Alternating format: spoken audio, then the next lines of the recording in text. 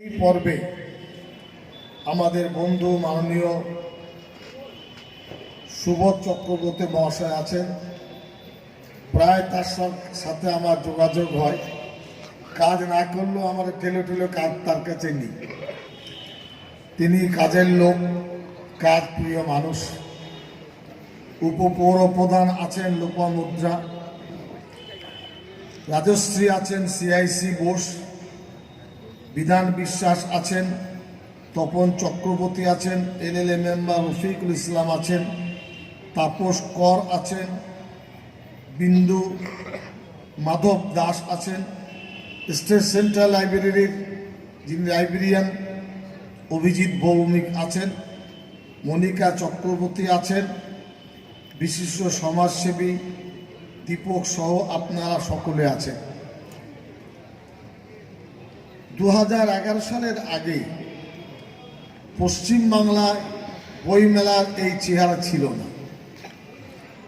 2011 সালে বামফ্রন্টের পতনের পর মাননীয় মুখ্যমন্ত্রী মমতা ব্যানার্জি প্রতিটি ক্ষেত্রেই এক নতুন ভাবনা, নতুন চিন্তা, নতুন বহিঃপ্রকাশ সামনে এনেছেন।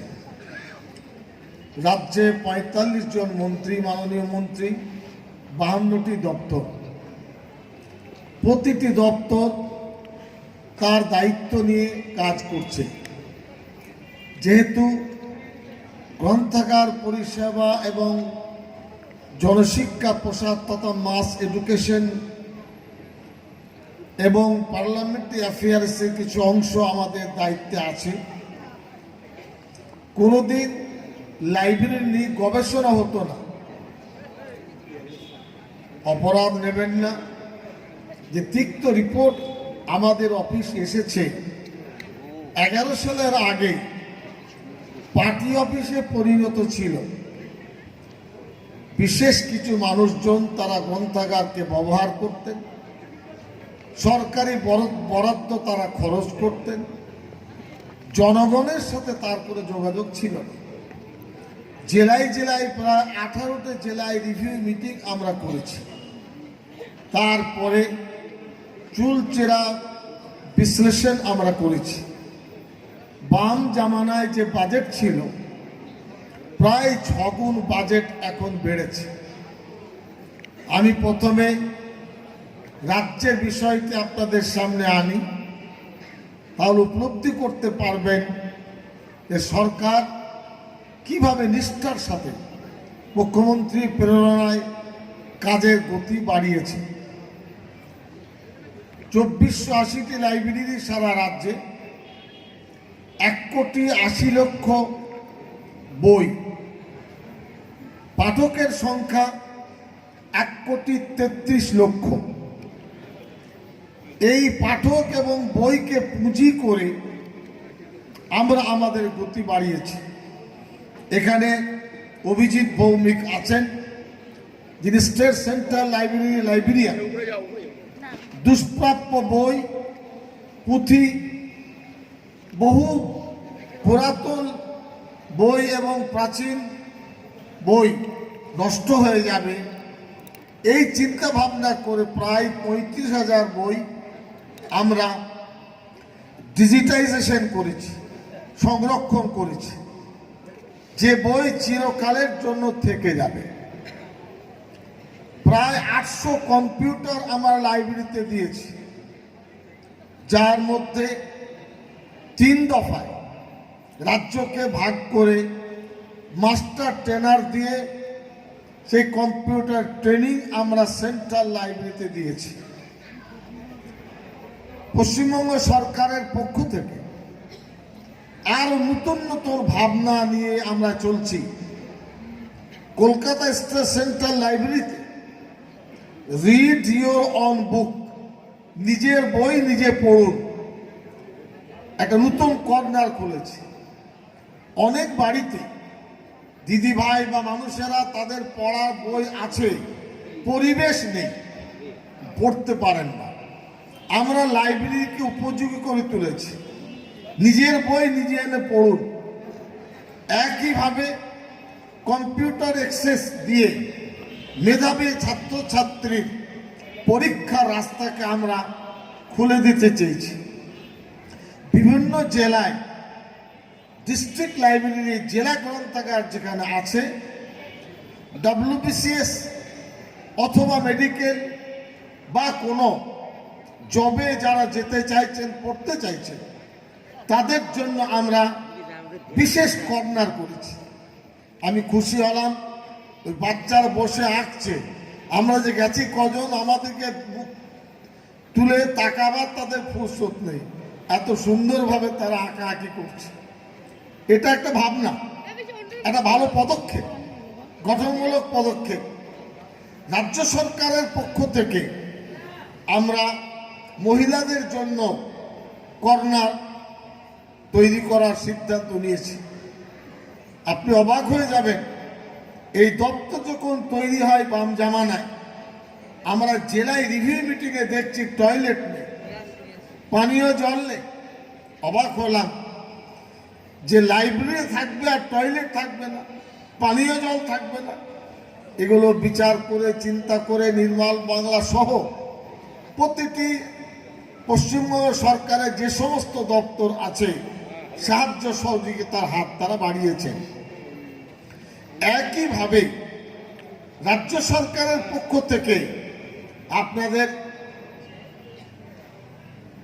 কথা বললে হয়তো খুশি হবে, নবম, দশম, একাদশ, দ্বাদশ আমি আমাদের পৌর প্রধান সুবোধ চক্রবর্তীর দৃষ্টি আকর্ষণ বা আপনাদেরও করছি, নবম, দশম, একাদশ, দ্বাদশ শ্রেণীর জন্য নিকটতম 1, 2 বা 3 কিলোমিটারের মধ্যে যদি কোনো গভর্নমেন্ট লাইব্রেরি থাকে, সরকার পোষিত গ্রন্থাগার থাকে, স্কুল কর্তৃপক্ষ ওই লাইব্রেরিকে চিঠি দেবেন, ডিএলওকে অ্যাড্রেস করে, district library officer, text book, reference বুক, নোটবুক যা তার প্রয়োজন, এবং সেই বইয়ের ক্ষেত্রে স্কুল কর্তৃপক্ষ যদি দরখাস্ত করেন, আমরা বিনা পয়সায় সেই বই লাইব্রেরির মাধ্যমে ছাত্রছাত্রীদের দিয়ে দেব। এবছর 50,000 ছাত্রছাত্রী আমাদের টার্গেটের মধ্যে আছে। 50,000 ছাত্রছাত্রী যারা 9, 10, 11, 12 পড়ছে, এই লাইব্রেরিকে তারা কাজে লাগায়। কি বই তাদের চাই তারা বলুন। অর্থের অভাব এখানে নেই। মুখ্যমন্ত্রী খুব কঠিনভাবে রাজ্যকে পরিচালনা করছেন। প্রায় 45,000 কোটি টাকার ঋণ এবছর মিটাতে হয়েছে। এরপরেও মানুষের পরিষেবার অভাব তিনি সামনে আনতে চাইছেন।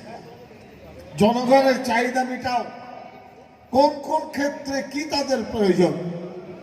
একইভাবে আরেকটি উদ্যোগ আমাদের দপ্তর নিয়েছে, 2-3 বছর ধরে চলছে। গত বছর 20, 25, 30,000 টাকা নন গভর্নমেন্ট, নন স্পন্সর লাইব্রেরিতে আমরা সাহায্যের হাত বাড়িয়েছি। আপনার পাড়ায়, আপনার এলাকায় ব্যক্তি উদ্যোগে, ক্লাবের উদ্যোগে যদি গ্রন্থাগার থাকে, সোসাইটি অ্যাক্টের রেজিস্ট্রেশন থাকে, হিসাব নিকাশ থাকে, তো 30,000 টাকা সর্বোচ্চ আমরা সাহায্য করেছি। এবার আমরা এককালে এই অপোষিত লাইব্রেরিকে 50,000 টাকা করে দেওয়ার সিদ্ধান্ত আমরা নিয়েছি। আপনি অ্যাপ্লাই করতে পারেন, খবরের কাগজে এবং ইন্টারনেটে আমাদের খবর বেরোবে। এবছর প্রায় 2000 লাইব্রেরি আমরা টার্গেট করেছি, 6 কোটি টাকা আমরা দেব। এ কিন্তু ছিল না। শুনে অবাক হবেন, আমাদের দপ্তর এবছর আমরা সিদ্ধান্ত নিয়েছি, প্রায় 10 দিন আগে অর্ডারটা নামবে যে কোনো লাইব্রেরি সদস্য হওয়ার জন্য, লাইব্রেরির মেম্বারশিপের জন্য কোনো পয়সা নির্ধারণ করতে পারবে না। ফ্রি অফ কস্ট যে কেউ লাইব্রেরির সদস্য হতে পারবেন, ন্যূনতম কোনো পয়সা দিয়ে তাদের সদস্য পদ নিতে হবে না। এই সিদ্ধান্ত রাজ্য সরকারের পক্ষ থেকে আমরা করেছি এবং দু ধরনের কার্ড আমরা ভেবেছি। 6 বছর থেকে 18 বছর পর্যন্ত আন্ডার এজ যাদের, তাদের এক রং, আর 18 বছর পর থেকে তদুর্ধ্ব বয়স যাদের থাকবে তাদের আরেক। একই ধরনের কার্ড, সদস্য কার্ড সারা রাজ্যে প্রত্যেকটা লাইব্রেরিতে ঘুরবে। লক্ষ্য করবেন, ট্রেনের টিকিট ভারতে যেখানেই যাবেন একই ধরন, একই চেহারা। আমরা সিদ্ধান্ত নিয়েছি যে প্রতিটি লাইব্রেরির ক্ষেত্রে একই ধরনের তাদের সদস্য পদের কার্ড থাকবে, যেখানে তার ছবি থাকবে, ডিএলওর সিগনেচার থাকবে।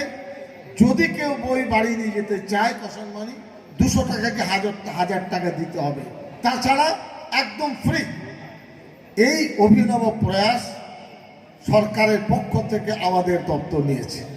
আপনারা লক্ষ্য করেছেন, আসতে যে গেট, সারা রাজ্যে 24টি ডিস্ট্রিক্ট লাইব্রেরির মাধ্যমে এই মেলা হচ্ছে, বই মেলা। সবই জায়গায় একই চেহারা। শিলিগুড়ি যান সেখানেও, উত্তর দিনাজপুর যান সেখানেও, বর্ধমান যান সেখানেও, যাতে মনে হয় এটা সুন্দরভাবে বইমেলা অনুষ্ঠিত হচ্ছে। এই বইমেলা প্রসঙ্গে এবার আমি আসব জেলার কিছু বিষয় নিয়ে, তারপরে মূল টপিক উপর আমি যাব। যে জেলায় আমরা দাঁড়িয়ে আছি, উত্তর 24 পরগনা বড় জেলা। কোথায়? সেই বাগদা।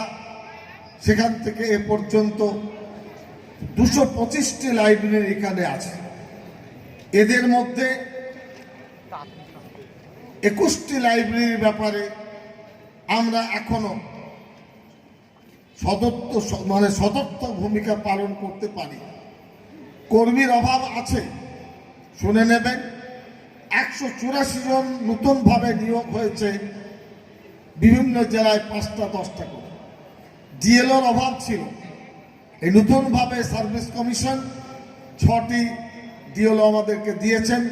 ছিল 12, হয়েছেন আপনার 12/6/18। প্রতিটি ক্ষেত্রে সরকারের পক্ষ থেকে এই প্রয়াস চলছে।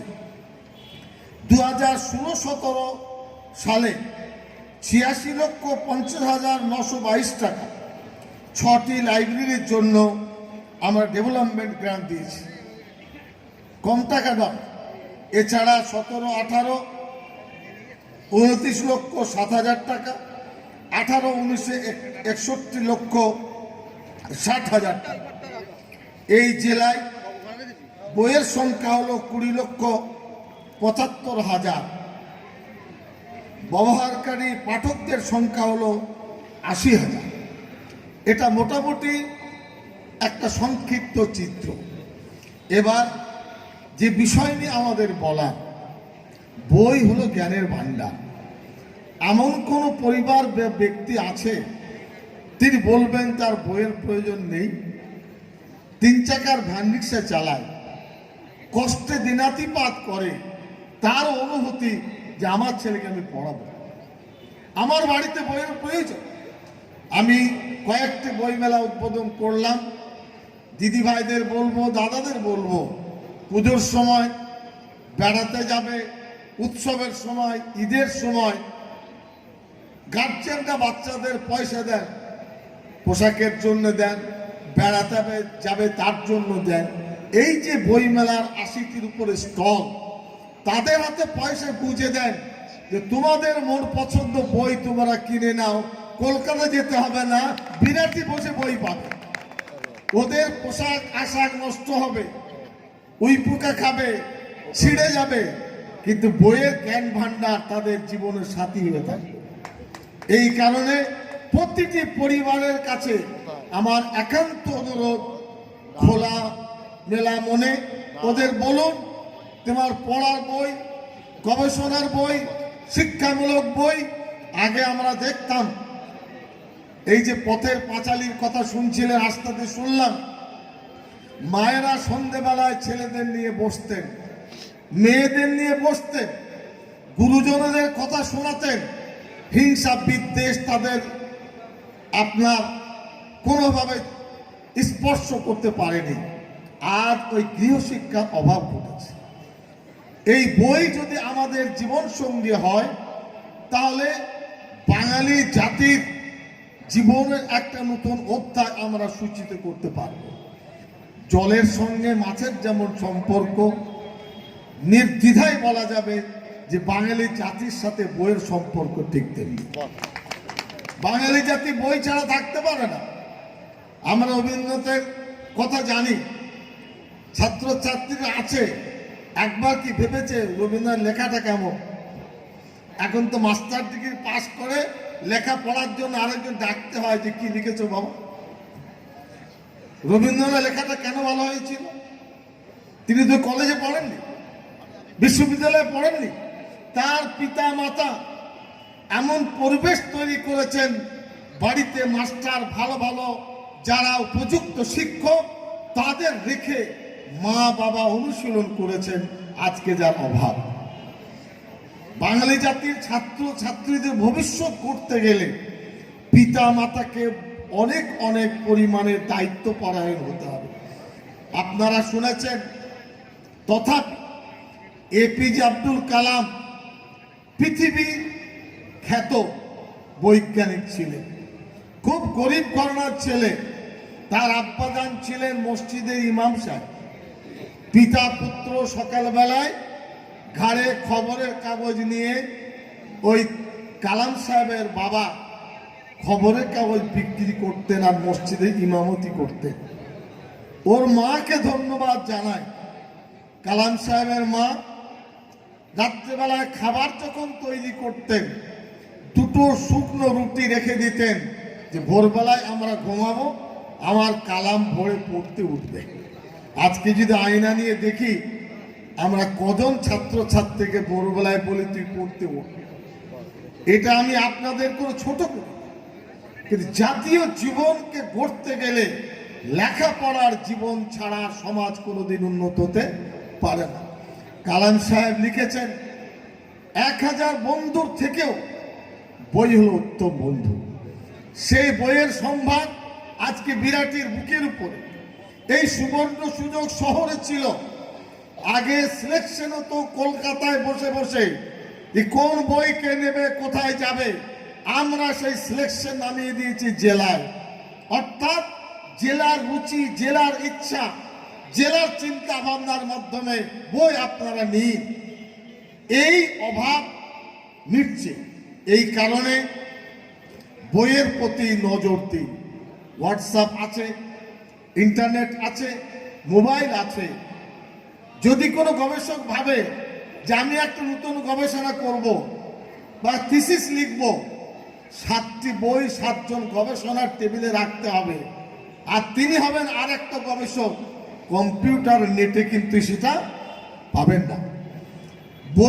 বইয়ের পৃষ্ঠা উল্টালে যে স্বাদ পাওয়া যায়, কম্পিউটার নেট চোখের সামনে আসলে সে স্বাদ কিন্তু পাওয়া যায় না।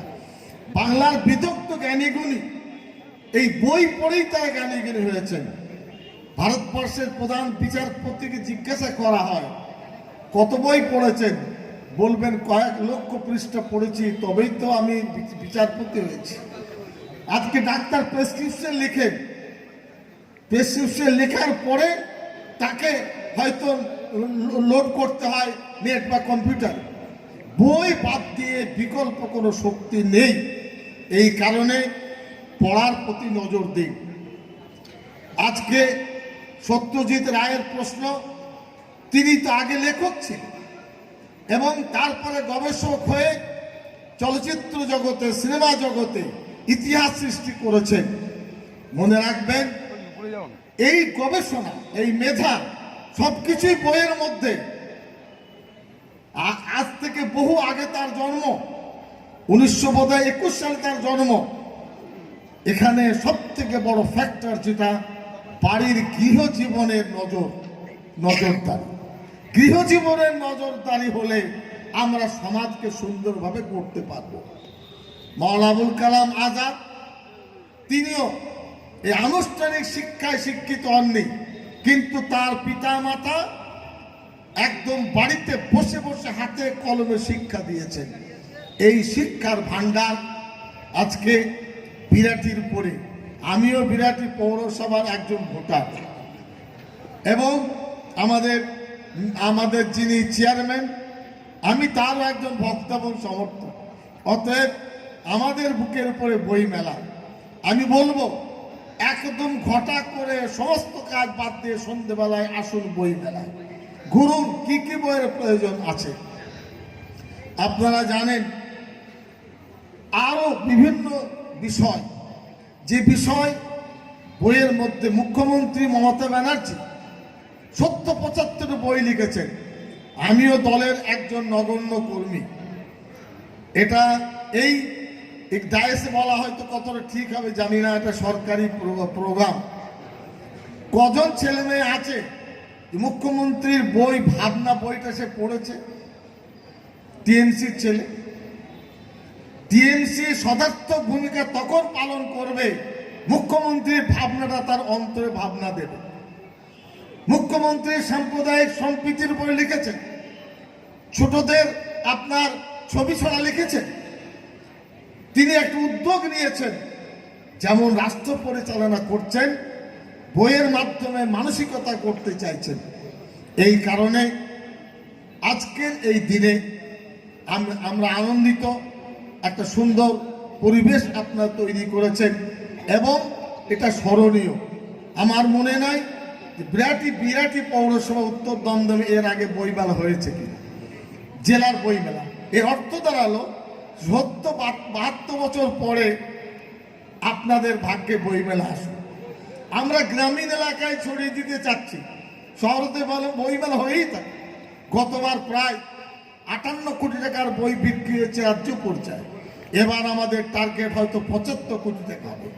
বাংলা ভাষা ভারতবর্ষে 8% মানুষ বসবাস করে। সারা পৃথিবীতে 26 থেকে 27 কোটি বাঙালিরা আছে। হিন্দির পরে সব থেকে বড় প্রচলিত ভাষা হলো বাংলা। খুব দুঃখিত যে বহু পরিবার বাংলার চর্চা কমিয়ে দিয়েছে। না, এই বাংলা আমাদের সব, এই বাংলা আমাদের ভবিষ্যৎ, বাংলার ভাষা, বাংলার রুচি। আমার বক্তব্য শেষ করব, সেটা হলো এই ভারতবর্ষের বর্তমান একটা অস্থির পরিস্থিতিতে এই বইমেলা একটা মেলবন্ধনের নমুনা তৈরি করেছে। এই বইমেলায় না জাত, না পাত, না ধর্ম, না বর্ণ, না পুরুষ, না মহিলা, না নারী, সকলকে একসাথে করে দিয়েছে, একটা রুচিবোধ তৈরি করেছে। এটা একটা খুব গঠনমূলক দিক। বাংলার মানুষ শান্তিপ্রিয়, বাংলার মানুষ সাম্প্রদায়িক সম্প্রীতির পীঠস্থান। এখানে যারা ভাবছেন দাঁত ফোটাবো গেরুয়ারা, এটা কিন্তু খুব কঠিন। হিমালয়ের পাহাড় থেকেও বাংলা কিন্তু কঠিন। একসাথে কাঁধে কাঁধ মিলে আমরা থাকি। এই বই মেলায় আর একটা জাগরণ তৈরি করবে, যেমন একসাথে ছিলাম, একসাথে আছি, একসাথে থাকবো। আপনারা সকলে সুস্থ থাকুন, ভালো থাকুন।